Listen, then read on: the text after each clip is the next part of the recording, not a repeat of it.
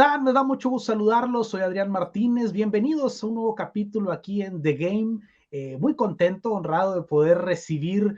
No voy a hacer gran presentación porque él no la necesita. Un histórico, grandes números, los que construyó defendiendo la camisa de los guerreros. Me estoy refiriendo a Juan Pablo Rodríguez, mejor conocido en el bajo mundo, en todas partes, como el Chato Rodríguez. ¿Cómo estás, Chato? Muy bien, Adrián, qué gusto primero saludarte, después pues, ser partícipe de estos programas. Realmente estoy emocionado porque, bueno, tenía mucho primero sin saber de ti, segundo sin verte y bueno, ahora estamos aquí a la orden. Gracias. Recordando esta faceta de jugador y gracias por estos momentos donde, pues bueno, a todos nos gusta de una u otra manera ir recordando las vivencias que hubo en tantos años de carrera y sobre todo en los mejores que sin duda para mí fueron en Santos Laguna. Chato, el objetivo de esta saga de entrevistas es reconstruir la historia de los guerreros, platicada en primera voz, ¿no? Por ustedes, por quienes hicieron esa historia. Estaba revisando estadísticas, 7 años. Más de la mitad de los juegos que jugaste en tu carrera, que fueron muchísimos, 600, por aquí tenía... 640 y algo. Según 600... mis cálculos, a menos que estén también los de Interescuadras. Veo aquí saqué un dato, 661 como juegos totales, pero de esos 343 con Santos, es decir, más de la mitad de tu carrera jugaste con Santos. Yo creo que no te lo pensabas, ¿no, Chato, cuando llegas a Santos? Pues mira, yo creo que llegué en una etapa donde fue complicado. Todos recordamos la forma como llegamos, tanto Osvaldo, llegué yo, llegó el Guti, llegó Matías, llegó el Hacha, llegó el Tano Ortiz Por también. supuesto. Llegamos a pelear el tema del descenso. Pues nuestro principal y primer objetivo fue salvarnos, o era salvarnos después de haber hablado con Alejandro y que nos platicaba de lo que se venía a la hora de salvarnos, que era el estadio, el TCM, que hoy es de los mejores estadios yo creo que no solo de México, sino de Latinoamérica. Pero pues completar tantos partidos, tantos años, tantas vivencias, tantos momentos buenos, porque realmente fueron puros momentos buenos. Yo creo que hasta el hecho de perder finales fueron momentos buenos, porque siempre se encaminó a la mejora del equipo, al estar peleando, al convertir en Santos un equipo protagonista. Creo que ese objetivo se cumplió, ese objetivo se deslumbró de una manera donde creíamos que era imposible y se logró. Tener el mejor estadio, tener un equipo que en 7 años jugó más de 10 finales, yo creo que no fue fácil. Nos hubiera encantado ganar más de las que ganamos, pero bueno, hubo mucho trabajo para haber conseguido llegar a las finales. Oye, evidentemente tú llegas a Santos ya con un nombre, con una trayectoria. Sin embargo, tu último torneo ahí con Chivas, ahorita si quieres nos platicas, no es mucho el tema de la historia de Santos, pero no entiendo por qué no tenías minutos. Yo me acuerdo, Chato, que a ti te puso, no sé si solamente Benjamín Galindo o esa es la apreciación que yo tengo, desde que tú empezaste, una losa bastante interesante. Y digo Benjamín Galindo porque muchos te comparaban con él, porque hubo alguien que dijo, o en alguna declaración el propio Benjamín Galindo, me acuerdo que le preguntaron, ¿a quién ves que tome ese rol como un 10, como un jugador que tome la pelota, que construya, que haga? Y él menciona tu nombre estando muy joven. Yo por ahí te encontré, yo creo que la primera vez que yo te entrevisté, debe haber sido 2004, tú concentrado con la selección en Acapulco. Así Que es. al tiempo estaba 2000, entrenando. 2003. 2003, al Exactamente. mismo tiempo era el draft, si no me equivoco, Exactamente, en ahí el unos hotel, pasos, ahí en el hotel, en el unos Facebook, pasos. claro. Exacto. Y si no me equivoco, estaba concentrado Santos. Yo para ese entonces, además de que trabajaba en algunos medios y tenía algunos programas en radio ahí en Torreón, una revista, etcétera, también trabajaba como corresponsal de Estadio W y fui a Acapulco y estuve cubriendo Santos, selección, draft, etcétera. Y ahí me acuerdo haberte entrevistado por primera vez. Pero a lo que voy es, tú llegaste, como ya dijiste, en ese paquete con el Tano, con Buoso, con Ludueña, con Osvaldo, con Guti, a reforzar al equipo que venía, pero si encaminado y encarrerado a descender. ¿Cómo se da el primer encuentro? ¿Quién? Quiero pensar que a lo mejor que fue Daniel, pero ¿fue Daniel? ¿O cómo está? ¿Cómo es el primer encuentro? Las primeras ideas para que tú llegues a Santos. Mira, primero en el tema de lo de Benjamín, pues bueno, halagado siempre porque pues, yo creo que a más de algunos nos tocó iniciar una carrera cuando ya era Benjamín Galindo, ya era el maestro. Entonces, Claro. sí, halagado con las palabras, después aunado a una muy buena relación que empezamos a ejercer por las cercanías del barrio donde él vivía y donde yo crecí. Ok. Y pues ya estando en primera división, pues tenía algo muy parecido a él. Nos gustaba la construcción del fútbol, le pegábamos bien con las dos piernas, éramos generadores de fútbol, éramos ese antiguo 10, el famoso 10 que pasaba la mayor de las pelotas por nosotros. Entonces, pues el que él haya dicho estas palabras, pues más que sentirlo como una losa, lo sentía como un privilegio. Realmente en mi carrera desde los inicios eran las características muy similares en lo que a lo mejor fue Benjamín y él las, las asemejaba a lo que fue él al principio de su carrera o durante su carrera. En el tema de Santos, pues bueno, el acercamiento siempre fue con Daniel Guzmán, que primero fue mi compañero en el Atlas, después fue mi técnico en los Tecos, y de ahí surge la invitación a ir a Santos Laguna, como tú dices, en un momento donde nadie quería ir al Santos, donde venía de un torneo de haber hecho, no me acuerdo si 11 puntos, 11. donde estaba realmente, o todos lo hacían por descendido, donde vino una reestructuración muy importante con un gran apoyo de la cervecería, un gran apoyo de Alejandro Irarragorri, que recién tomaba ese puesto tan difícil que tenía. Claro. Y se armó un gran equipo con las llegadas, como tú lo dices, de Osvaldo en la portería, de Fernando Ortiz en la central, yo en el medio campo, del Hacha Ludueña más adelante, del Guti que vino en un intercambio que toda la gente no lo quería, porque bueno, no lo quería el intercambio porque se iba a ir Carlos Cariño, que ya era un referente del equipo. Entonces todo se fue dando muy, pareciera extraño porque Daniel hace una reestructuración en el equipo, sacando a gente importante, trayendo a gente que ya teníamos una carrera, pero igual no habíamos tenido ese problema de pelear tanto el descenso, pero Dios nos puso ahí, Dios nos ayudó y después vinieron cosas, más allá de salvarnos, lo más importante vino después, donde vino la Claro. reestructuración completa en todos los ámbitos y donde creció Santos Laguna y donde pusimos en alto la comarca lagunera, porque bueno, al final el crecimiento de Santos también es el crecimiento de la ciudad, porque vino muy de la mano todo lo que se construyó a raíz del fútbol. Oye, ¿y fue difícil para ti decir, va, le entro? O justo por lo que yo te decía, porque ayúdame a recordar, pero yo recuerdo que no te tomaban en cuenta en Chivas. Sales campeón, salen campeones, pues, pero poco jugabas, ¿cierto? Sí, sí, la verdad que a mí, yo estaba en Tecos en el 2006 cuando voy a Chivas a reforzarlos en la Copa Libertadores con el Claro. Chepo de la Torre de técnico. Ellos me dicen que les había gustado mi desempeño, que ahora iban a pelear para yo ir a Chivas, que iban a comprar mi pase. Yo en Tecos había cumplido ya mi contrato de 3 años, entonces estaba en posibilidades de salir. Pero como tú dices, no me fue todo bien, jugaba muy poco, sí fuimos campeones, pero de esas veces que eres campeón pero no te sientes campeón porque no tienes mucha participación.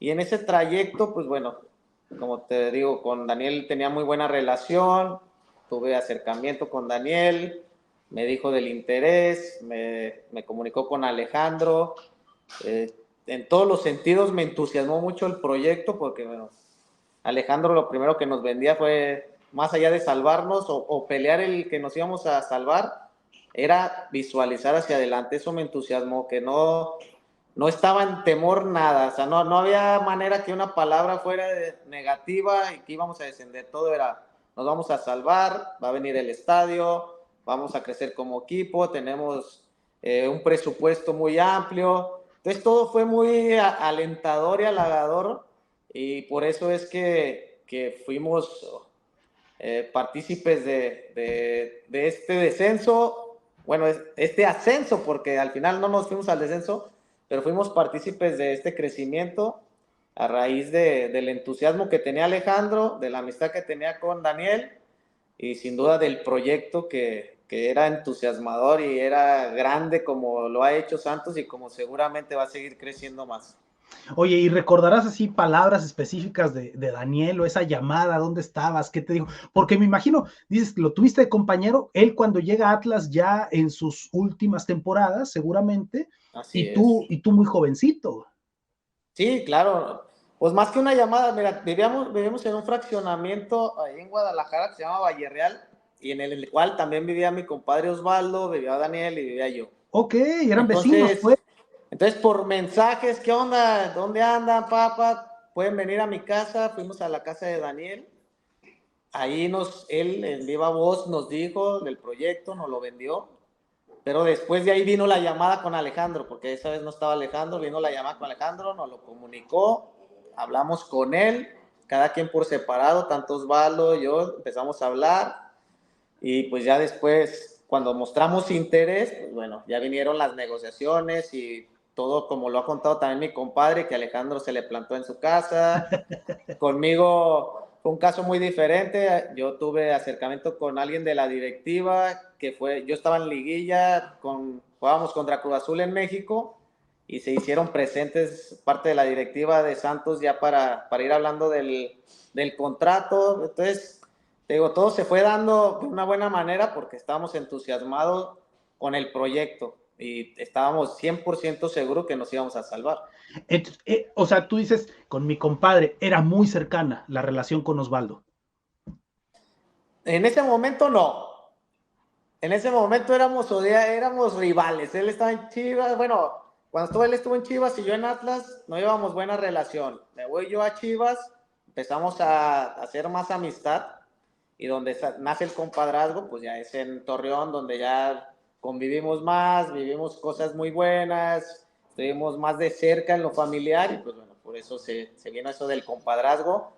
Pero pues no te olvides que también hubo una gran rivalidad cuando él jugaba en Chivas y yo jugaba en Atlas, y normalmente le metía gol. Por eso se enojaba. Lo tenías de ahijado. Pues antes de ser mi compadre, podríamos decir que fue mi hijo. Oye, pues tiene varios papás que lo andan presumiendo el cabrón, ¿verdad? Exactamente. Bueno, así como debe tener varios hijos, yo puedo presumir que, como tú dices, hay uno que jugó en Toluca y uno que jugó en Monterrey. Había uno que jugaba en el Atlas, que después fue su compadre.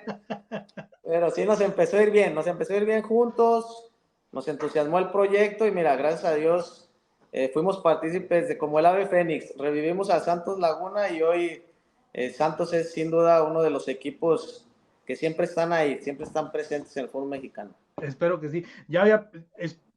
Espero pronto poder echar la platicada con Osvaldo, y dices uno que vivía en Toluca. Con Cardoso hay historias muy interesantes que escucharle, Osvaldo. Demasiadas. Oye, recuérdame, Chato, o si tú pudieras, siempre me gusta ponerlo así, si tú pudieras platicarle, imagínate que te encuentras a alguien que no le tocó vivir ese drama del descenso, y si tú pudieras platicarle esas horas, y quizá no el día exactamente del salvamento, sino toda esa etapa, que era lo más complicado. O sea, ya me platicaste esto, que Alejandro les puso una visión más allá del salvamento, años adelante, que generaba confianza para ustedes, pero ¿qué recuerdas? ¿Cómo le platicarías a alguien eso que se vivió, eso tan, pues sí, dramático, de estar viendo la tabla porcentual, estar con calculadora después de cada juego, cabrón. Mira, yo creo que es algo que te marca demasiado en todos los ámbitos, también en lo familiar. Yo creo que cuando vives el descenso no lo vives solamente tú, no lo vives solamente el equipo, también la familia se involucra en esos partidos, en esos nervios, en esas, como tú dices, estar viendo la tabla, estar viendo cómo iba Querétaro, estar al pendiente de cómo eran los resultados cada semana, el ir viviendo, aparte recuerdo bien que los primeros 7 jornadas llevábamos 2 puntos, ganamos creo que no sé si en la 7 o en la 8 le ganamos a Morelia. Las 7. Cuando Agustín mete el gol. Entonces yo creo que, híjole, es indescriptible los momentos de tensión porque es muy cambiante, es muy volátil. Hay días donde ganas y vives una semana espectacular y había fines de semana donde no la pasabas nada bien y donde te digo, involucrabas a la familia, la tensión. Yo creo que es muy cambiante ese tema del descenso, pero sí lo vas asimilando con mucho trabajo. Yo creo que no puedes dejar de trabajar, no te puedes dar por vencido en ningún momento, en ninguna etapa. Podía ir Querétaro arriba de nosotros y nosotros teníamos que luchar y teníamos que seguir entrenando mucho más porque, bueno, no podías rendirte, no podías perder la fe. Hicimos muchas veces muchas cosas de fe, íbamos a misa juntos. Realmente son cosas complicadas de asimilar, sobre todo cuando ya tienes una cierta edad y ves atrás a los jóvenes. Si tú como grande lo vives de una manera, imagina cómo es con los jóvenes, cómo tienes que ir guiándolos, cómo tienes que ir haciéndolos entender que todavía nada está perdido y que no pueden perder la fe, que tienen que seguir entrenándose, que tienen que luchar por mantener el equipo. Yo creo que son etapas muy complicadas y que si dejas de trabajar, si escatimas en cualquier momento o bajas tu rendimiento en cualquier momento, es lo que te lleva a descender.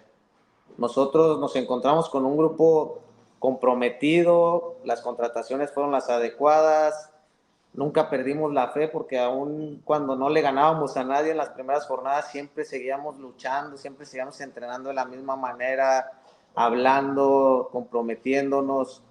Y después de haberle ganado a Morelia ya no volvimos a perder, nos volvimos en un equipo que jugó bien, que ganó, que empezó a convencer, que empezó a convencerse en sí mismo que éramos un gran equipo y teníamos grandes compañeros al lado.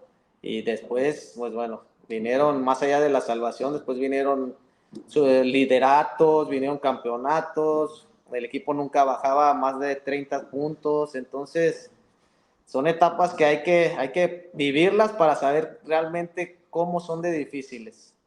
Particularmente, tú recuerdas, todavía hay quedándonos un poquito en esa parte de la temporada del salvamento, algo que hayan hecho, que les haya servido, que les haya hecho dar un cambio importante en el tema de resultados. Sí, sin duda la convivencia familiar. Algo que Daniel hizo muy hincapié y lo apoyó y siempre fue hacia adelante fue el tema de involucrarnos todos. Todos me refiero jugadores, directivas, esposa de jugadores, esposa de directivos, hijos. Entonces teníamos esos momentos donde éramos una familia global. No nomás eran los jugadores y la directiva. No. Estamos involucrando todo el círculo y parte importante también fue que la prensa se dio cuenta que estando de nuestro lado era más fácil que salieran las cosas y no estarnos tirando y tirando. Entonces, esa parte sin duda fue medular para que las cosas empezaran a resurgir de la manera que resurgieron. Yo creo que como te digo, en la presión y en todo estuvo la familia. Después el ver todos los logros que se consiguieron también sin duda son parte fundamental las familias. Oye, y aquí ya mencionaste directiva, cuerpo técnico, jugadores, familia, evidentemente medios, la tribuna, el estadio. ¿Cómo lo percibías? ¿Qué tanto pesaba? ¿Cuáles son tus recuerdos de esa afición en esos momentos complicados? Igual que nosotros, muy, primero dudaban mucho, como te digo, porque en las primeras fechas no se conseguían los resultados, pero al fin de cuentas siempre estaban, siempre estuvieron, siempre apoyaron, sin duda sabían lo que nos estábamos jugando y nos presionaban de una manera para sacar lo mejor de nosotros. Y cuando nos salvamos, esta es como anécdota, recuerdo bien que en el Jalisco se jugaba Querétaro contra Atlas, y cuando metía gol el Atlas, que fue muy seguido, gracias a Dios, pero metió gol Atlas, no sé si al minuto 17, 18, algo así, y la gente se paró, gritó, parecía que habíamos metido gol nosotros, y después a los pocos minutos otro gol, y entonces eso realmente nos hizo crecer también, porque bueno, la afición se involucró con nosotros de una manera espectacular. La afición sabía lo que nos estábamos jugando y lo entendió a la perfección, y estuvo siempre con nosotros, creyendo en nosotros. Como te digo, nos exigía cada vez más porque sabía el potencial del equipo, y sin duda también son parte importante de que las cosas resurgieran. Oye, y justo ese momento, se acaba el juego, termina, se da del salvamento. ¿Cómo lo recuerdas? O sea, ¿qué emociones te llegan al recordarlo, por ejemplo? ¿O qué voces? ¿A quién escuchás? ¿Con quién corriste? ¿Qué hiciste, güey? Mira, yo en cuanto te digo que escuchaba a la gente festejar los goles de Atlas, pues bueno, sabíamos que íbamos poco a poco liberándonos de esa presión, porque sabíamos que en el otro escenario las cosas nos estaban favoreciendo. Después viene el gol de Cepillo, que estamos jugando contra Cruz Azul, viene el gol de Cepillo, después viene el gol de Agustín, y resulta que cuando se pita el final, hubo un festejo como si hubiéramos quedado campeones. Yo creo que festejamos más cuando nos salvamos que la vez que quedamos campeones. Para mí el festejo del salvamento es espectacular. Yo creo que no, en los campeonatos que tuvimos no viví ningún festejo de esa manera. La gente se metió al estadio, todos nos abrazaban, todos nos cargaban. Impresionante, impresionante. Realmente ese festejo quedará marcado en mi vida siempre, porque, como te digo, ningún campeonato se vivió o se festejó de esa manera. Oye, ¿y recordarás así algo muy puntual que haya pasado con algunos aficionados que se metieron ahí contigo? Pues te pedían todo, Te te querían encuerar. querían quitar todo lo que se pudiera, zapatos, calcetas, shorts, playera, o te digo, te agarraban, te abrazaban. No, no, espectacular, espectacular. Eso, te digo, no va a tener comparación con ningún festejo. ¿Y regalaste tus cosas o no? Pues todo lo que se podía, nada más. Oye, Chato, después del salvamento cambia. Digo, incluso hay hasta liguilla, ¿no? Se alcanza liguilla, Se alcanza. ese torneo, liderato general en el apertura, seguir el campeonato, en fin, como decías hace ratito, torneos en donde no se bajaban de 30 puntos. ¿Cómo nos describirías? ¿Cómo platicarías la historia de esa etapa de Santos? Yo creo que el hecho de salvarnos nos liberamos de una gran carga, de una gran presión. El equipo empezó a jugar bastante bien. Unos, sobre todo en lo individual, crecieron muchísimo. Llámese el Chaparrito, el Guti, Omi Castillo, por nombrarte, pues el Hacha. Sin duda, las contrataciones también que se empezaron a hacer, empezaron a fortalecer el equipo. Entonces el equipo empezó a jugar bien, empezó a generar otra expectativa, porque con las incorporaciones en el medio campo con Arce, pues yo creo que fue lo que cambió. Yo creo que el trabajo de Daniel fue el mismo durante toda su etapa. Lo que nos hizo más fuertes fue el hecho de haber perdido esa presión que teníamos del tema del descenso, y eso nos hizo crecer y nos hizo jugar de una manera espectacular, donde no le plantábamos y no le parábamos a cualquier equipo y a cualquier nómina, porque ya ves que ahora dicen que las nóminas más caras son las más obligadas. Uh-huh. Nosotros siempre nos les plantábamos a cualquier equipo de una manera donde podríamos superarlo. Oye, y digo, si nos pudieras compartir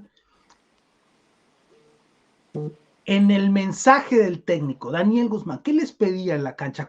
¿Cómo podrías describir qué era la forma de juego de Santos? ¿Qué buscaban? ¿Cómo organizaban el equipo en la cancha particularmente? Mira, teníamos una gran solidez defensiva, que eso era importante. Tanto que Osvaldo cumplía una gran función, tanto por atajar como por guiar, porque bueno, siempre fue un líder. Pero todo el fútbol recaía en un hombre en especial, que era el Hacha Ludueña, que atravesaba un gran momento y que si la pelota pasaba, le podías aventar una sandía y él la convertía en un balón. Y nosotros Y en sí hubo media varios, cancha, sí hubo varios. nosotros en media cancha realmente, tanto con la calidad que teníamos, porque éramos más ofensivos que defensivos, porque Claro. tanto Arce, el Oro, el Hacha y yo, que éramos los 4 medios, en ese momento pues éramos gente más ofensiva, pero que corríamos, que nos comprometíamos, que sabíamos que si se equivocaba el Hacha o se equivocaba el que se equivocara, teníamos que correr nosotros. Y pues ya la gente de arriba empezó a tomar otro protagonismo, tanto que en paz descanse Chucho, Claro. o también estábamos que ni siquiera requeríamos de Uribe Peralta, o sea, la Fíjate. delantera con Chucho y con Matías éramos espectaculares, donde después, pues bueno, ya años posteriores, después llegó el horrible Peralta, que se convirtió en el hermoso Peralta, entonces pero yo creo que, te digo, es parte del crecimiento. Los jóvenes empezaron a dejar de ser jóvenes y a tomar esa madurez, pues Osmar, el Homie. Entonces Rafa. empezamos a hacer ese equipo como que más completo porque ese crecimiento y esa madurez la empezamos a poner a servicio del equipo. Cada quien entendía su rol. Yo a mí no me molestaba si perdíamos pelotas o si perdían pelotas porque sabía que mi rol era recuperar o correr o hacer otro tipo de función. Y eso nos hizo grandes, yo creo, eso nos hizo fuertes, porque no nos peleábamos entre nosotros de que, ay, tú perdiste la pelota, tú corre, o tú tienes, no, sabíamos quién se encargaba de llevar la batuta del equipo, como te digo, como lo que hacía el Hacha, sabíamos que defensivamente éramos sólidos, sabíamos que en media cancha la mayoría teníamos gol, teníamos llegada, entonces éramos un equipo muy compacto en crecimiento en las dos facetas, sin pelota y con pelota.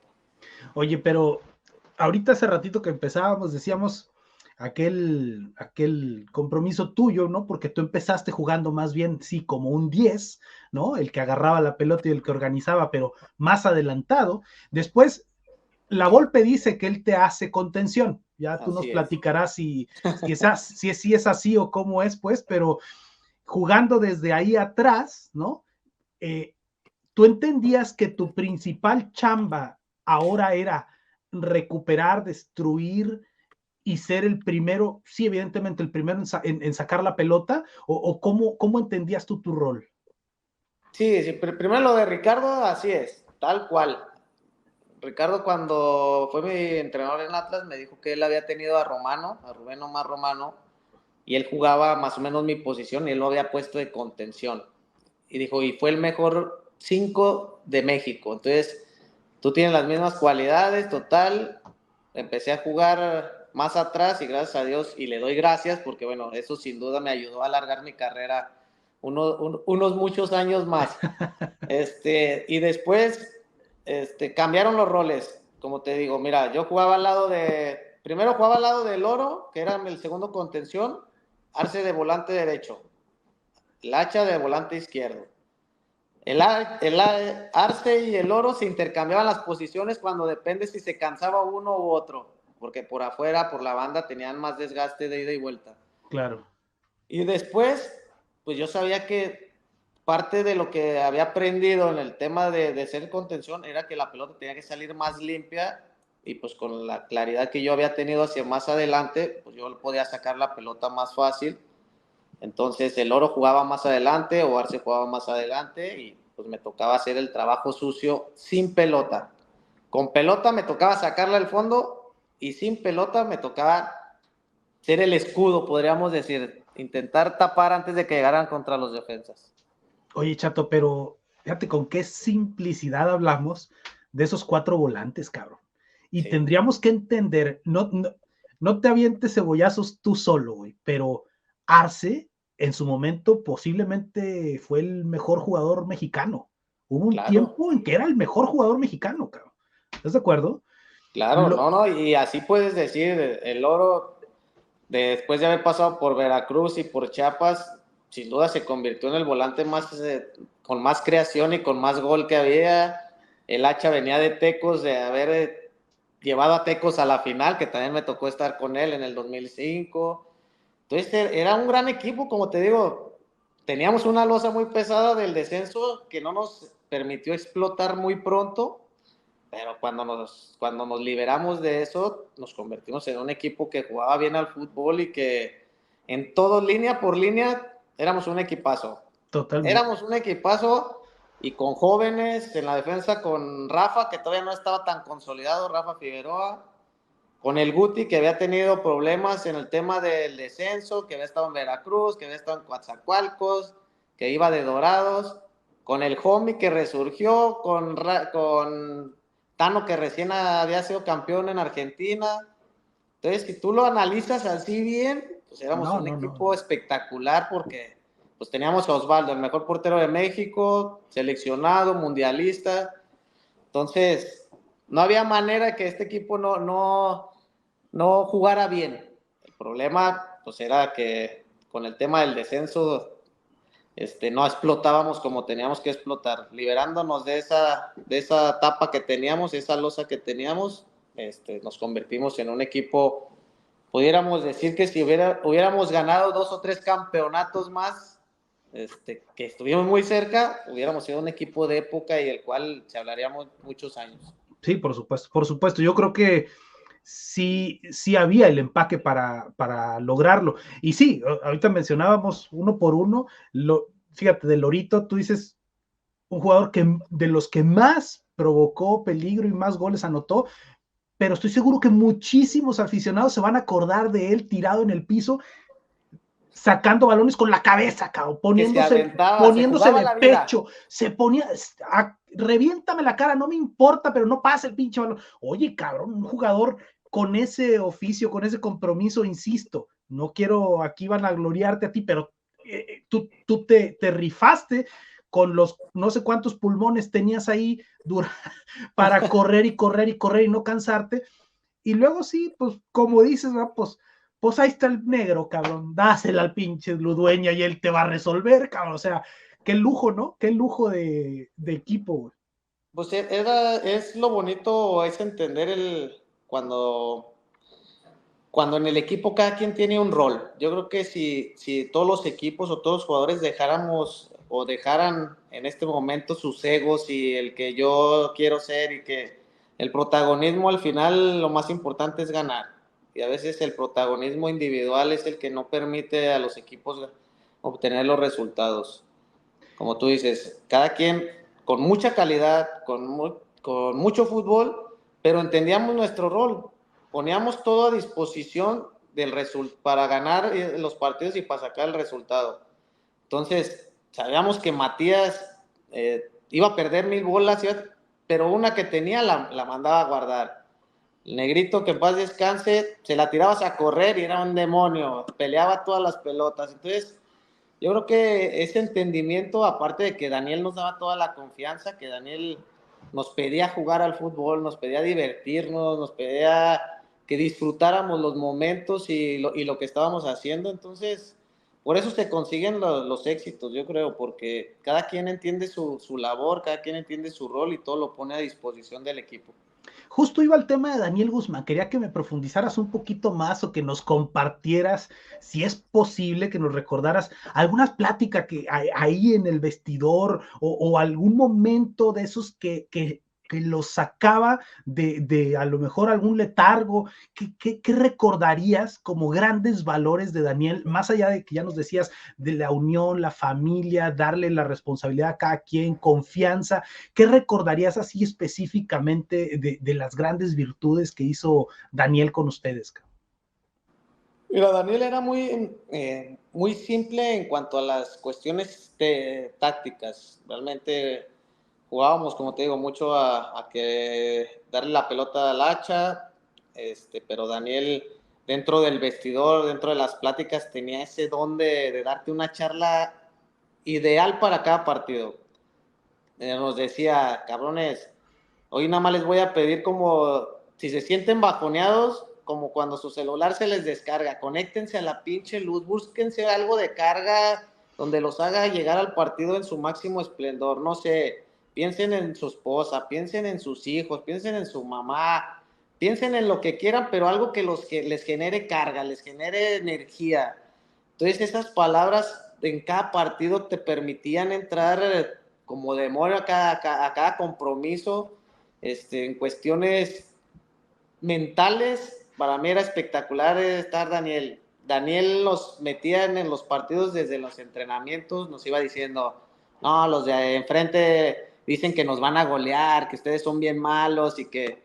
Entonces buscaba esa manera de tenernos siempre despierto, con esa chispa, con esa energía, sí, no, van a ver que... Y nos hacía apuestas, o sea, la manera también de motivar a Daniel era hacernos apuestas, hey, dicen esos güeyes que les van a ganar, si les ganamos, no sé, yo les pago una comida, o si les ganamos hacemos una fiesta para toda la familia, y cosas así, permitían que el grupo siempre estuviera alegre, confiado, porque por la capacidad que teníamos, y sobre todo prendidos en todo momento, nunca sentirnos más que el rival, y siempre estar con las pilas bien puestas. Oye, yo tengo de esos trayectos en el camión, del hotel al estadio, ¿no? Sobre todo, pues cuando viajábamos, ¿no? De visita, Color Esperanza, esa canción. Dime, saber que se quiere. creer que se puede, y ¿no? creer que se puede, exactamente. ¿Qué otras? O sea, ¿qué otros sonidos, qué otra música, qué otras cosas a ti te vienen a la mente al recordar todo esto? No, pues, pero más que Daniel, también hay que hablar del cuerpo técnico. Yo creo que Mauricio Échale. González, puta, era el alma de ese cuerpo técnico en cuanto a la unión grupal. Mauricio hacía cualquier cosa, se subía al chor, contaba chistes, ponía música, como tú dices, la interactuaba, bailaba, prendía a todos de una manera espectacular. Como te digo, más que canciones, era la convivencia que se hacía entre unos y otros. Era de los pocos equipos que me tocó estar, y que fueron varios, y que ahora me toca estar también de ahora de cuerpo técnico, donde no había grupos, donde éramos uno solo, donde no había que aquí están los extranjeros y acá los mexicanos y cada uno jala por su lado. No, éramos todos juntos, para todo era convivencia, todos así como familia. Entonces, son momentos muy bonitos, la verdad que te agradezco porque me haces revivir cosas que se van olvidando.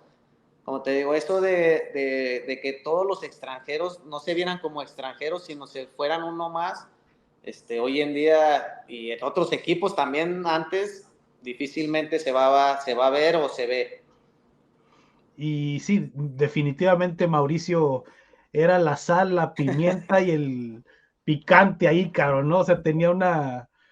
Y el mismo Bon Giovanni que le seguía el juego perfecto, ¿no?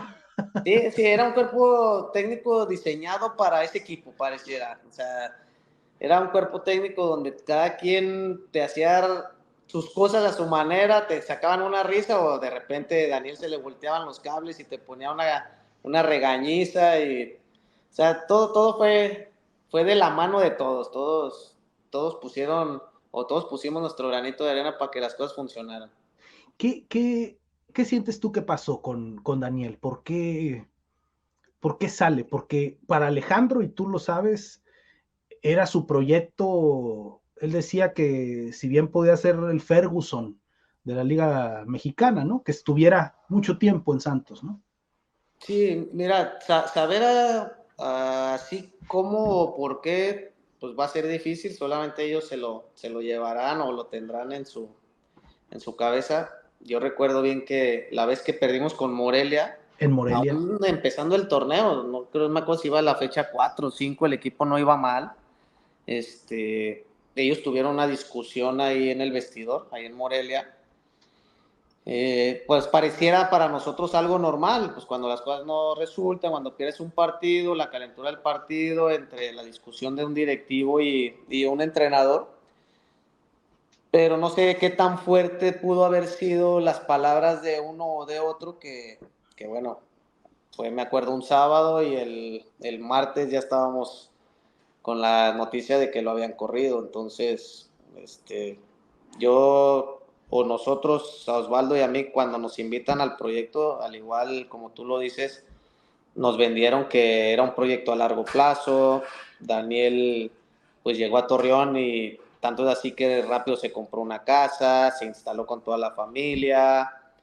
Entonces pues todos fuimos con esa idea de que era un proyecto a largo plazo, contratos de 4 o 5 años. Nosotros los jugadores, Daniel no sé qué tanto tenía de contrato, pero me imagino que algo así. Entonces, pues creíamos que con lo bien que nos había ido, con el campeonato, con el salvame, con habernos salvado, con el campeonato, con los superlideratos, con haber puesto a Santos de estar en el último lugar porcentual, haberlo puesto en tercero o segundo lugar y después en primero, pues creíamos que teníamos unos puntos a favor donde difícilmente se iba a romper ese lazo de compromiso y pues sucedió muy pronto porque estamos hablando de en un lapso de año y medio, 2 años, cuando todo se vino abajo, porque ya en el 2009 teníamos de entrenador a Sergio Bueno. ¿Y pesa ese cambio de técnico? ¿Tú cómo lo recuerdas, la llegada de un nuevo cuerpo técnico? Sí, claro que pesa, demasiado. Demasiado en dos aspectos. Primero la salida de Daniel y la segunda la llegada de Sergio, porque no era el entrenador, esto te lo digo muy en lo que yo creo, no era el entrenador ideal para ese grupo, porque ese grupo estaba conformado, como lo dijimos, con un cuerpo técnico que venía y juntaba todo, con unos compañeros y con jugadores que habían llegado, que cada vez llegaban 2 o 3 y se metían al grupo. Entonces, al grupo le pegó muchísimo. Honestamente, varios, yo también habíamos pedido también, si no estaba Daniel, salir nosotros porque creíamos que le estábamos fallando a él porque él nos había llevado, porque nos habían vendido una cosa y resultó ser otra. Entonces hubo un gran problema interno en cuanto a la salida de Daniel, que ahí viene el tipo de persona que es Daniel después, que él tuvo que hablar con cada uno de nosotros y decirnos que no, pues que el fútbol era así, que son cuestiones pues que van cambiando y que van derivando problemas, pero que nosotros, como él sabía que nosotros éramos felices en Torreón y que estábamos pasando por una etapa muy buena en todos los ámbitos, pues él nos sugería o nos dijo, no sean tontos, están en una gran institución, han crecido muchísimo en esa institución, por ustedes Santos ha estado siendo nombrada nuevamente, quédense ahí. Entonces, realmente sí pegó, sí retumbó en todos nosotros y sobre todo pues a los que él nos llevó y con los que conseguimos buenos resultados, pues buenas cosas para Santos. Y el equipo, digamos, en tu entender, se rearma hacia los buenos resultados con Romano. Sí, sí, por supuesto. Yo creo que con Sergio fue el único granito en el arroz que pudo haber existido en ese momento, porque quizás si hubiese llegado Romano en ese momento de Daniel, no hubiera estado ese Santos así Ese bache. pues porque parecía que con Sergio no nos fue bien, luego vino Coca, parecía que Coca podía hacer algo, pero pues bueno, también era muy joven, estaba empezando, el equipo tenía gente de mucho peso, veníamos dolidos por la salida de Daniel, todavía no nos recuperábamos, entonces pues hubo mucha incertidumbre en ese tiempo. Ya con la llegada de Rubén, yo creo que por la relación que tenía Rubén con Daniel, sin duda le sugirió o hicieron un gran clic Daniel y Rubén como para que Rubén llegara y se sintiera como si hubiera regresado el travieso. Cada quien con sus ideas futbolísticas, cada quien con sus maneras de trabajar, pero sin duda en el aspecto grupal muy similares, y eso hizo que nuevamente Santos en menos de nada, pues, porque al final en el 2010, hablamos del 2009 de Sergio y de Coca, 2010 Romano, 2 finales con Romano que desgraciadamente y por cosas del destino no se ganaron, pero bueno, así es el fútbol, pero el equipo regresó a esa sintonía de fútbol, a esa convivencia familiar y a esa fortaleza que nos daba el técnico. Unos más, unos menos, jugadores que se habían ido, jugadores que habían llegado, pero seguía siendo un plantel muy redondo. En esa etapa de esas finales perdidas, que son 3 de liga, los de CONCACAF, ¿tú encontrarías futbolísticamente, comparado con los campeonatos que lo envuelven, el del 2008 y el del 2012, cómo describirías futbolísticamente esa etapa? Yo creo que, como tú dices, unos jugadores pasaron, otros nos quedamos. Normalmente la columna vertebral siempre se mantuvo y siempre empezaron a llegar muy buenos jugadores, jugadores de selección, jugadores que estaban pasando por buen momento. Yo creo que, pues con el campeonato, con el maestro, para mí, desgraciadamente, con Rubén no se consiguió un título. Digo desgraciadamente porque el equipo jugaba muy bien, porque el equipo merecía un campeonato y porque Rubén se lo merecía. Quizás la final contra Monterrey sí nos vimos superados, también hay que reconocer que era un gran Monterrey, era un equipo que estaba muy bien dirigido y que tenía jugadores también de mucha calidad. Que yo Pero entendería, si no, no sé tú qué opines, pero quizá esa vez es la vez que yo he visto a Santos en una final, mentalmente no los vi fuertes, pues, ¿no? O sea, en la vuelta, ¿no? Me refiero. sí, sí, la verdad nos superaron, eso tenemos que reconocer. Enfrentamos un gran rival y ellos son dignos campeones porque también lo merecían y porque tenían un gran equipo. Donde sí Sin creo duda. que fue en Toluca donde pudimos haber sido campeones, y no hablo por los penales porque al final los No, penales los tiras y los metes o los fallas, pero yo creo que en lo que fue el partido tuvimos muchas más ocasiones de gol, generamos un muy buen fútbol, y tuvimos fallas que jugadores, no sé, la de Matías, jugadores que eran muy certeros y no lo hicieron.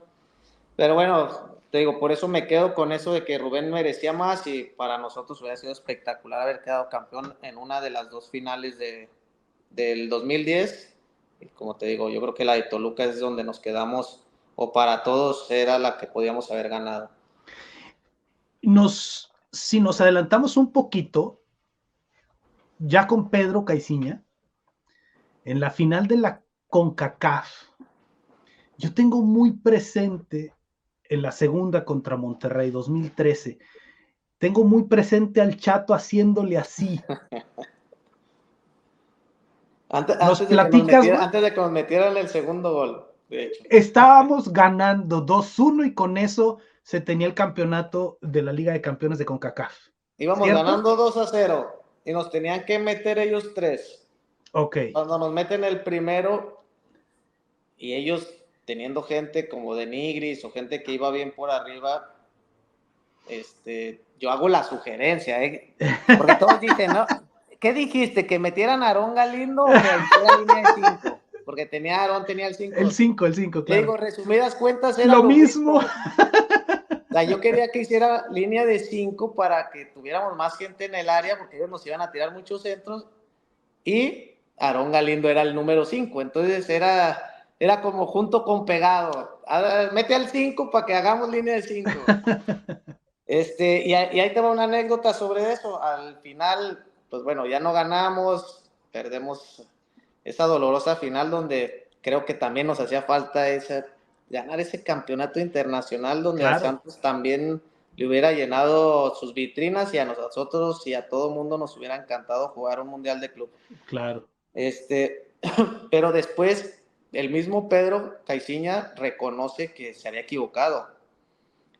Entonces, cuando surge tanta polémica sobre que yo que había dicho que si metía línea de 5, pues Pedro en su orgullo, pues se sentía como que también dolido, entonces pues me dijo a mí abiertamente, a ver, ¿qué es lo que tú sugerías? Y ya le dije, no, pues yo creía que la línea de 5 por esto, por lo...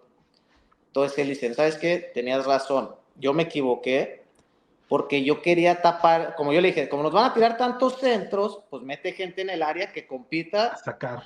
para sacarla. Y él abiertamente me dijo así, yo lo que quería era evitar el El centro centro. y no a quién iba a rematar. O sea que, bueno, solamente los técnicos en su momento lo entienden de esa manera, ¿no? Pero él realmente lo reconoció, que él quiso hacer, queríamos sobre lo mismo, pero él evitar el centro y Estrategias yo al revés. diferentes. Yo Que, quería que, que la gente estuviera dentro del área, él quería que no tiraran el centro. que además ellos tenían también muy buenos lanzadores, o sea, tenían unos carrileros No, pues tenían a volantes. Nery Cardoso, tenían gente que a Lloví, tenían gente que te llegaba y le pegaba bastante bien a la pelota. Entonces, pues bueno, son anécdotas que pasan y que te digo, le reconozco, no quiere decir que yo tenga la razón, pero Pedro reconoció que se equivocó porque él quiso tapar el centro, más no al rematador. Entonces, pues bueno, lo voy a tener en mi lista para cuando, si alguna vez me toca ser técnico, pues no querer evitar el centro, más bien querer evitar que me metan el gol, no el centro. Y que algún jugador te vaya a pedir, cabrón, desde la cancha también a ti. Te vaya a hacer Bueno, alguna sugerencia, güey. exacto, exacto. Se aceptan sugerencias como en Soriana. Ya sé. Oye, yo me adelanté, me fui a esa final perdida 2013, pero vámonos tantito de regreso para el campeonato del 2012. ¿Cómo tomabas tú ese rol de ser el líder ahí en el medio campo? Entiendo yo que tenías una responsabilidad muy importante. ¿Cómo tomabas tú ese rol? Bien, fíjate que yo creo que, o siempre he creído que hay varios tipos de liderazgo. Sin duda, Osvaldo desde la portería era un tipo de líder, un tipo que hablaba, que organizaba, que era más de voz, que estaba siempre al pendiente y gritando en todos los momentos. Yo era como el líder silencioso. A mí me gustaba mucho comulgar con el ejemplo, me gustaba mucho exigir, pero después de yo haberlo hecho, exigir, si yo corría, poder tener argumentos para pedir que corrieran. Entonces, a muchos les gustaba eso. Yo tuve muy pocos o ningún roce con ningún jugador al momento de exigirles. Y vaya que dentro de la cancha me transformaba, o siempre me consideré ganador y ante eso pues les exigía a mis compañeros.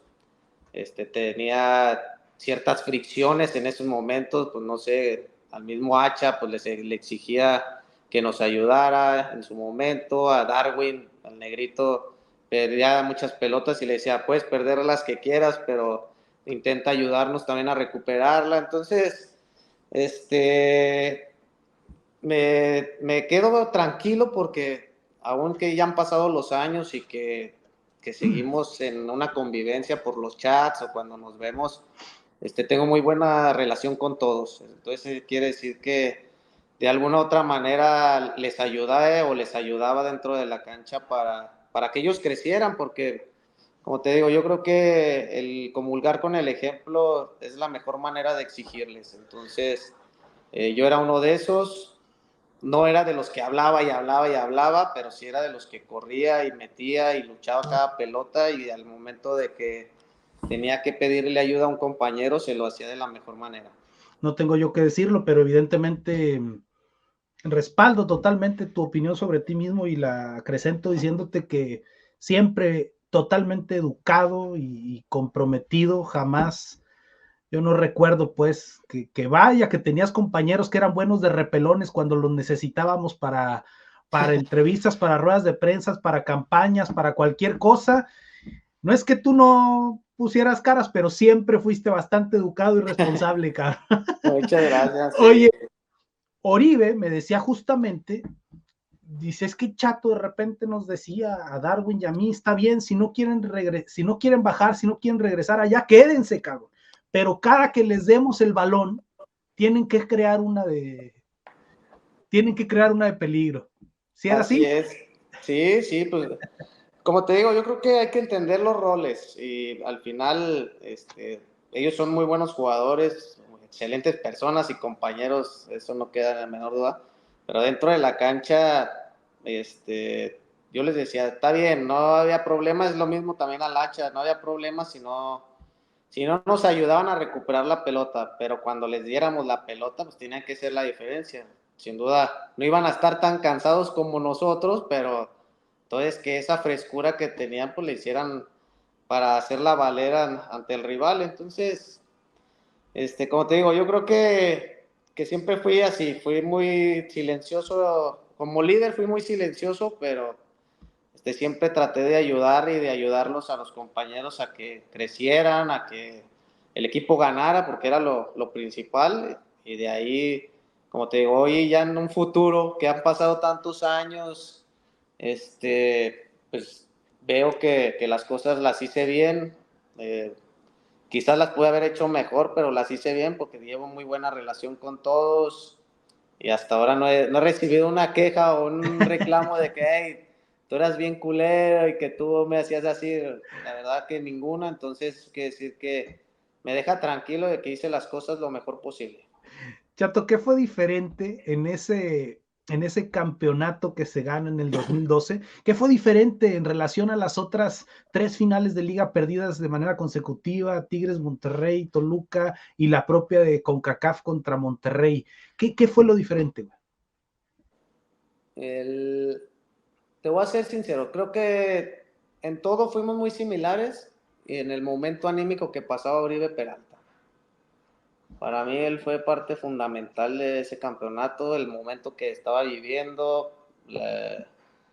el contagio que nos generaba a todos, el verlo en su crecimiento, porque bueno, recuerda que él tuvo que salir de Santos, tuvo que ir a Chiapas, tuvo que picar piedra, tuvo que hacer miles de cosas para ganarse un lugar en su querido y amado Santos Laguna. Entonces, yo creo que el factor de tener a Uribe contagiado en ese aspecto emocional, con esas ganas de trascender, de mantenerse siempre vigente, sin duda nos impulsó a ese campeonato. Él fue uno de los factores más importantes para haberlo obtenido. Hago un paréntesis aquí y me regreso al Cepillo, que era el dolor de muelas en los entrenamientos, en los interescuadras, jugando con los reservas, güey. ¿Le quieres platicar un poquito a la gente cómo era esos entrenamientos con el Cepillo de rival, güey? Sí, sí. Cepillo tiene dos características muy marcadas y creo que eso lo llevó durante toda su carrera. Un jugador que no daba una pelota por perdida, te pegaba con lo que pudiera, te daba manotazos, se te barría. Sin pelota era, como tú dices, un dolor de muelas. Te diríamos en el ámbito futbolístico, una alfilera ya donde te platiqué. Y el otro era que tenía un talento, el güey, puta, no, no, no, no. Era un jugador diferente porque aún siendo 9, tenía una imaginación y una creación de jugadas que dice uno, wow. Le costó mucho porque adelante de él había gente muy importante, Siempre. pero nunca bajó los brazos. Su perseverancia lo llevó a hacer lo que terminó siendo, porque siempre fue un buen jugador, pero su perseverancia lo llevó a trascender lo que merecía, porque realmente él se tardó en despegar, pero no por sus cualidades, y no por no querer, no porque el güey haya aflojado, simplemente porque adelante de él siempre hubo gente de mucho peso que no le permitían una continuidad. Se fue a Chiapas y en Chiapas la rompió, regresó a Santos y como te digo, fue el factor, si me hablas de un factor para ese 2012, se llama Cepillo Uribe. Fíjate, creo que esto puede ser muy apreciado, reconocer de tu parte o que tú nos lo compartas, pues, ¿no? Darle ese poder, porque justo entrevistándolo aquí, platicando con él de esto, pues él, ya sabes, también tan educado y tan humilde, dice, no, no, pues todo el equipo. Y yo le decía, pues que ese fue tu campeonato, más allá de quitarle el mérito a ustedes, pues porque él traía en ese momento, y recordar lo que decías hace ratito, una luz que bañaba a todo mundo, pues, ¿no? O sea, Fue traía una un luz toque. que le duró prendida mucho tiempo y tanto así que nos dio una medalla de oro. Así que esto, yo creo que todos fuimos importantes. Sin duda, él solo no hubiera podido ser campeón. Pero el factor, como te digo, principal fue él. Su momento, su perseverancia, su talento, su empuje, su contagio, miles de cosas que puso a disposición del equipo y que nos hicieron más fuertes. Yo creo que Claro. él solo no iba a quedar campeón, pero sí creo que por él fue el factor importante para ese campeonato. Chato, platícanos alguna anécdota, algún recuerdo específico que tengas con ese cuerpo técnico, encabezado ahora por Benjamín, con Adomaitis, con Héctor. Me refiero a Héctor López también, perdón. Pues que el maestro le encantaba apostar. Uy, qué manera de apostar del ¿Le maestro. ganaste alguna o no? El maestro, claro, al maestro le gustaba apostar en los tiros libres. Ya sé. Le gustaba apostar en las canchitas, en el tenis balón. De todo quería apostar el maestro. Tipazo, importante en el manejo del grupo. La verdad, una persona intachable en todos los aspectos. Anécdotas, pues te digo que era muy recurrente, cada semana apostáramos tenis, porque cómo le gustaba regalar tenis, cafés o dólares, de todo le gustaba apostar. Y con el ruso, pues bueno, las anécdotas que tendría o que tiene todavía, yo creo que nos platicó algunas, los campeonatos que ganó, como cuando él llegó a Torreón, que no había nada, no existía nada, y cómo vio crecer también la ciudad. Entonces, yo creo que esto es lo bonito de los cuerpos técnicos, cómo te vas empapando y más sobre todo, pues gente que jugó ahí, gente que tenía anécdotas de cuando jugaban en el Corona y cuando entrenaban en Santa Rita y no había nada, el agua fría y todo, no, hombre, pero esto te hace querer más al club, el crecimiento, porque a mí me tocó Santa Rita también, no en En las mismas las penumbras condiciones. como ellos la mencionan, pero también me tocó Santa Rita. Aquí platicaba digo, a lo mejor acabo de ver pues que hace muy poco fuiste entronizado como nuevo guerrero de honor y entiendo que en el comité eligieron unánimemente Chato va para arriba, ¿no? Así es. En la primera votación, cuando construimos el estadio, tú recordarás, tú estabas pues ya estabas en el club como jugador. En esa votación, los primeros 5 elegidos es por votación y el ruso está ahí evidentemente y en primer lugar. O sea, tiene un nombre y una imagen, un Claro. cariño de la gente impresionante. Y estando en ese cuerpo técnico, yo lo tenía en mi oficina cada ratito pidiéndome videos y cosas por el estilo. Y él nos justo aquí en una entrevista nos platicaba mucho de eso. Que desde el punto de vista de ustedes, cabrón, allá abajo, él como el cuerpo técnico, estos videos que tanto les preparaban, que les hacían, ¿qué impacto, qué significado, qué tanto efecto podía surgir en ustedes? Muchísimo, no, hombre, no, recuerdo, ahorita se me vino a la mente el de Hitler que nos pone, Échale, a no, ver. qué risa, o sea, la verdad que es lo bonito que el cuerpo técnico busque esas maneras de crear ese ambiente que no te permita estar tan tensionado para la hora de un partido o algo trascendental. Porque en Santos también me tocó vivir la época de que las esposas te adornaban el vestidor. Después, cuando salías a la cancha, que estaban tus hijos haciéndote el pasillo. Yo creo que eso te libera de una tensión que se vive en el fútbol.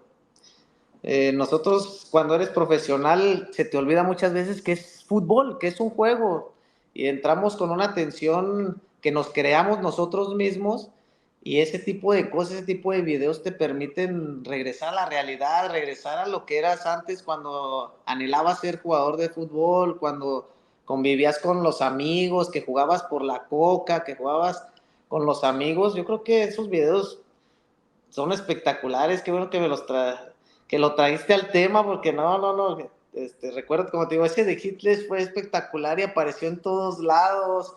Lo ponían no solo una vez, lo pusieron varias veces, porque cómo nos hacía reír, ¿no? Pero mira, fíjate, te digo, el ruso a su manera, pues buscaba la forma de liberarnos de esa tensión que se vive antes de los partidos. Oye, y específicamente de ese campeonato, del desfile, ¿cuáles son tus recuerdos más frescos? O sea, si tú le platicas a alguien cómo fue ese campeonato, que coincido contigo, yo creo que se gana desde la semifinal contra Tigres, pues, ¿no? Pero ¿cómo viviste tú? ¿Qué es lo primero que te viene a la mente para recordar de ese campeonato del 2012? Mira, yo creo que cuando un equipo va a ser campeón, el destino lo tiene marcado, ya lo tiene señalado. ¿Por qué? Porque hay el campeonato del 2008, vamos perdiendo contra Monterrey 2-0, y ellos tienen para habernos metido el 3-0 una pelota de, no me acuerdo si el Chícharo González, a un Chícharo, no me acuerdo cómo se apela, pero tiene una pelota para meter y la falla. Le damos vuelta y empatamos y pasamos. Contra Tigres, Lucas Lobos. Lucas Lobos me gana a mí, de hecho me gana a mí, tiene la portería a 1 metro y le pega al poste. Entonces dice uno, y después sucede lo que sucede, que en 5 minutos metemos los goles. O sea, yo creo que el destino está marcado, quién va a ser campeón. Sí hay que poner mucho empeño, sí hay que luchar cada pelota, pero ahora sí que cuando dicen, cuando te toca, y cuando no, aunque te pongas. Y yo recuerdo esas dos jugadas, porque habla uno del campeonato y se viene uno de que no, que hicimos bien, pero la suerte también es factor en los campeonatos, porque donde si Lucas Lobos en esa pelota la mete, no hubieran sucedido lo que sucedió.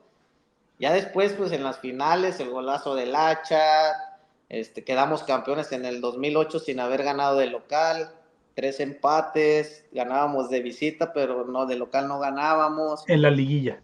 En la liguilla, entonces dices, cabrón, o sea, no es fácil conseguir eso, y cuando supuestamente nuestro fuerte era la ¿En casa del casa? dolor ajeno, y ahí no podíamos ganar en la liguilla y ganábamos fuera y empatábamos en casa.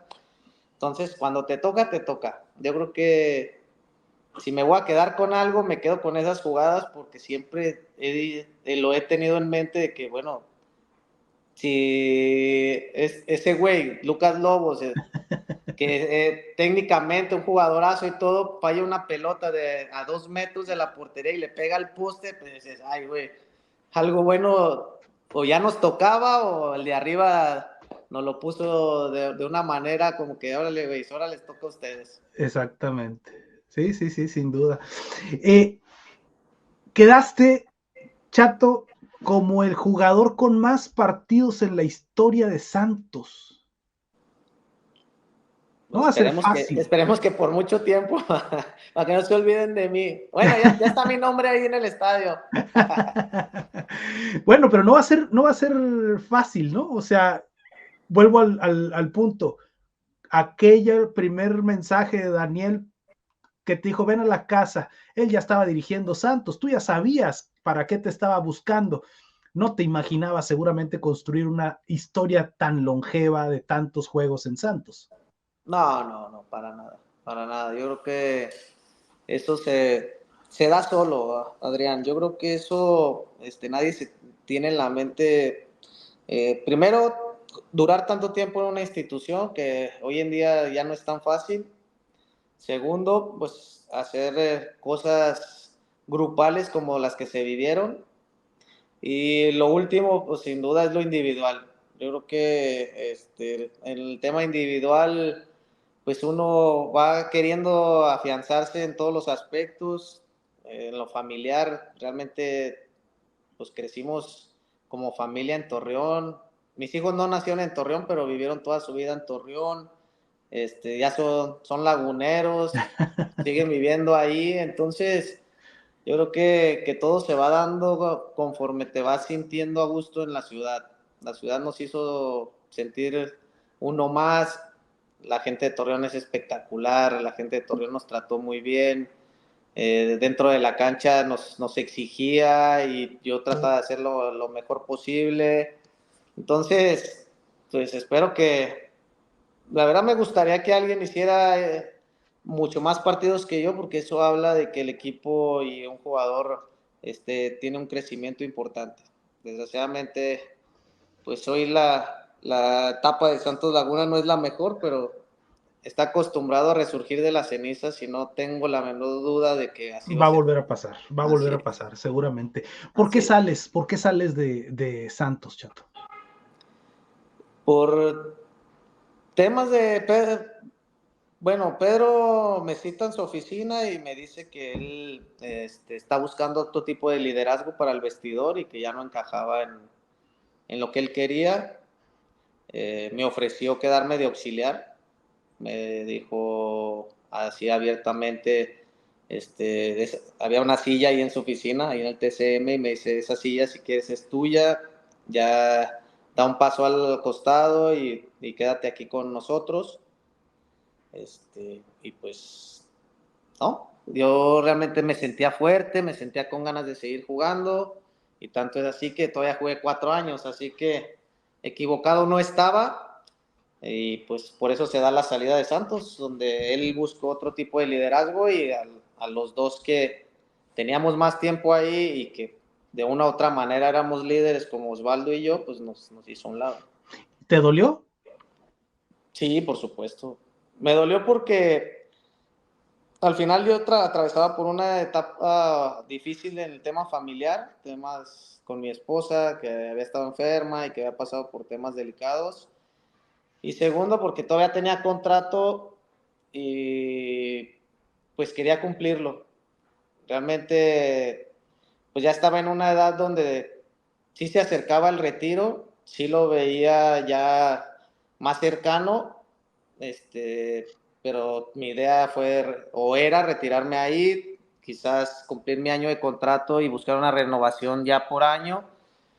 Pero pues, el fútbol es así, Adrián, al final se da uno cuenta que pues mientras eres útil en una institución te tratan de buena manera y cuando llega alguien con otra idea, pues bueno, hay que hacerse a un lado y buscar por otro lado seguir siendo futbolista. Claro, claro. Eh, y el hecho de que te hayan elegido así para ser guerrero de honor, que tu nombre ya quede inmortalizado ahí en el estadio y que haya sido como lo anunciaron, una votación unánime, ¿qué te significa? Que hice bien las cosas. Realmente me sorprendió porque unas votaciones antes había competido contra Rafa Figueroa, que también se lo merecía y también ha conseguido muchas cosas y es de Torreón. Y esta vez recuerdo que estaba aquí en casa y de repente sonó mi teléfono en videollamada con Dante. Me marcó Dante de su celular y yo dije, ah, caray. Pues de esas veces que dice, se le ha de haber marcado, ¿no? O sea, como de equivocación se le ha de haber marcado. No contesté. En la segunda llamada yo dije, ah, pues sí es para mí. Entonces no se le marcó, sí me está llamando. Cuando abro el teléfono y veo es Alejandro, que estaban en la mesa ahí del comité para darme la noticia que había sido elegido. Pues se siente bonito el hecho de que te reconozcan que ayudaste al equipo, que tu entrega y tu sacrificio valió la pena. Y pues ya cuando vi mi nombre el día del estadio, pues mis hijos que han estado siempre conmigo también, sentir ese orgullo y sentirse ellos orgullosos de ver que dejamos algo en el estadio, el nombre de mi hijo. Oye, Chato, ¿te animarías a dar tu once ideal de tus compañeros específicamente en Santos? Si pudieras armar un once ideal con tus ex compañeros en Santos, Sí, ¿por qué no? ¿cómo formarías? El mío, con los que a mí me tocaron nada más, ¿verdad? ¿Sí? Ok. Pues sin duda la portería, pues Osvaldo. Pues estuve 7 años, así que tengo gran... Yo sé, tienes para dónde, tienes de dónde escoger. Pondría de centrales, pondría a Rafa, todo corazón. Lateral derecho, pues sin duda el Guti. Híjole, es que no, tienes buenos centrales, también estuvo Felipe, que también. Pero nomás porque es mi patrón ahorita, pues pondría al Tano. Porque quieres seguir trabajando, cabrón. Pondría al Tano y lateral izquierdo, pues al Comi. Ok. No, pues es que para mí el equipo del 2008 creo que ha sido el mejor equipo con el que estuve.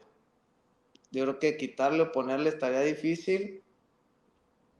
Quizás el único que quitaría del 2008, porque ya en el medio campo, sin duda los 4 que fuimos en el 2008, Así lo dejarías. ese sería el mejor que me tocó, tanto con el Oro, con Arce, el Hacha, tu servidor. Ajá. Y Y adelante. adelante, aún fíjate con todo, quitaría a Matías y pondría al Cepillo y no metería a Darwin, metería a Chucho Benítez. Al Chocho Benítez. O sea, imagínate ese equipo, como te digo, yo creo que el 2012 era un gran equipo, pero nada comparado con el 2008. Qué afán tenemos los seres humanos de siempre tratar de identificar quién fue el mejor, ¿no? Pues evidentemente en Santos, Jared les dejó una tarea muy difícil a todos los delanteros y vaya que hemos tenido muchos que han querido y han No, hecho no, grandes labores muchísimo. por No, pues alcanzar es al que flaco, ¿no? es muy complicado nada más hacer un equipo porque, como tú dices, ahí hay y hubo grandes jugadores, porque bueno, en el medio campo, pues yo recuerdo de un Santos Laguna, pues Miguel España seleccionado y todo, pero a mí el que mejor, o el equipo con el que yo estuve o fui partícipe, sin duda el del 2008, con el crecimiento del Cepillo, porque bueno, sin duda el Cepillo llegó a hacer o gustarme más que lo que fue Matías en Santos en la etapa cuando yo estuve, porque Matías fue Antes y mucho después. mejor antes con el Pony y con Jared que lo que fue durante nuestra etapa con nosotros. Claro, claro. Chato, tengo una última. ¿Qué momento recordarías en el que te sentiste súper chingón, súper satisfecho?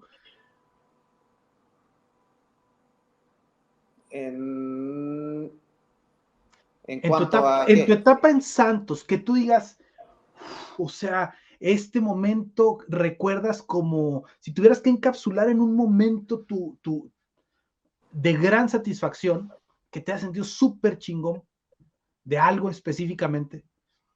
para mí fue la etapa con Rubén.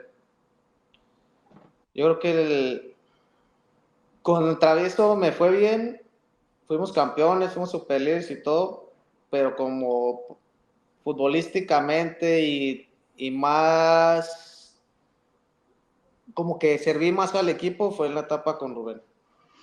Creo que en esa etapa del 2010, en esas dos finales, tuve un gran desenvolvimiento en cuanto a todo, en cuanto a la ayuda al compañero, en cuanto a lo futbolístico, en cuanto a la adaptación y el crecimiento que ya había tenido años atrás con Daniel.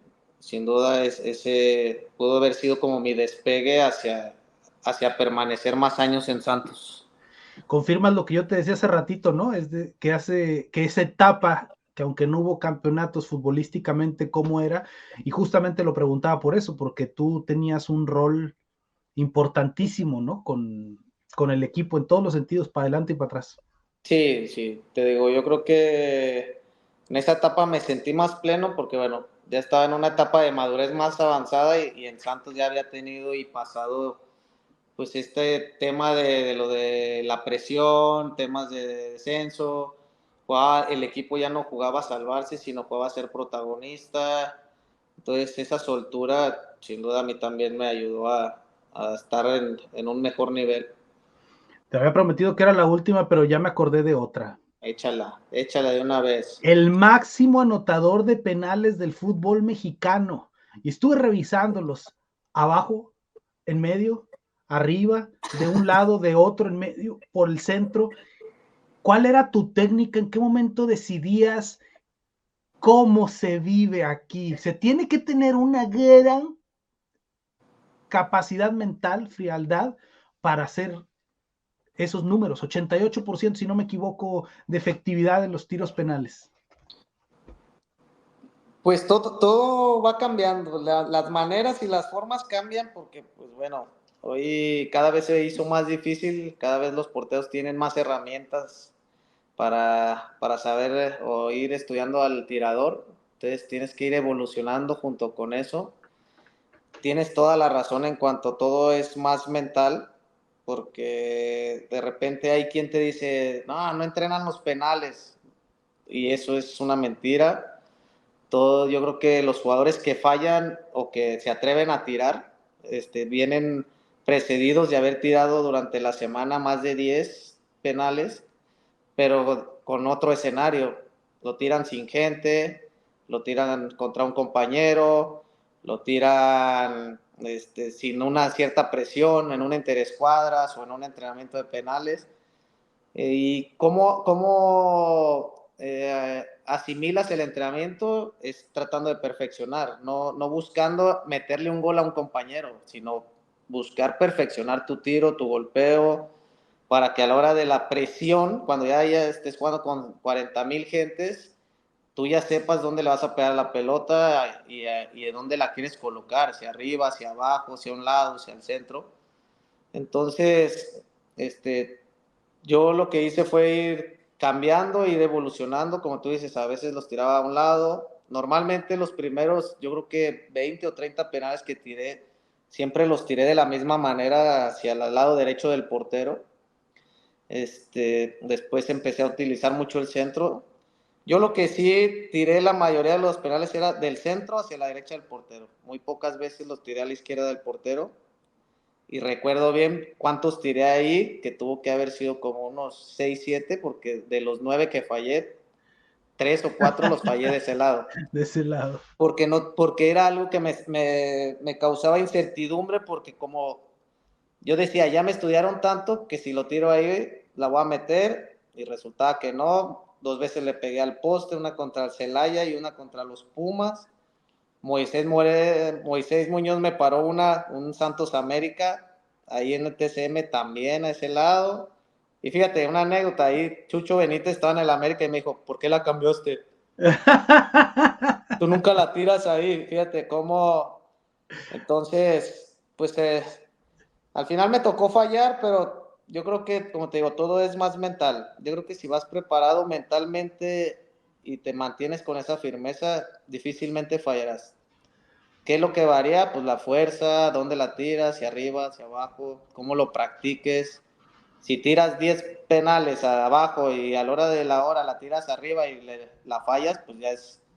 Si tiras 10 penales abajo y la tiras abajo y la fallas, pues bueno, también el portero influye, también cuenta. Claro, claro, claro. Entonces, son cosas que se tienen que trabajar. Digo, es que en general, más allá de que fueron muchísimos goles de penal, pues también tuviste otros goles de larga distancia. Yo creo que la mayoría de los tuyos que no fueron en penal fueron de larga distancia, ¿cierto?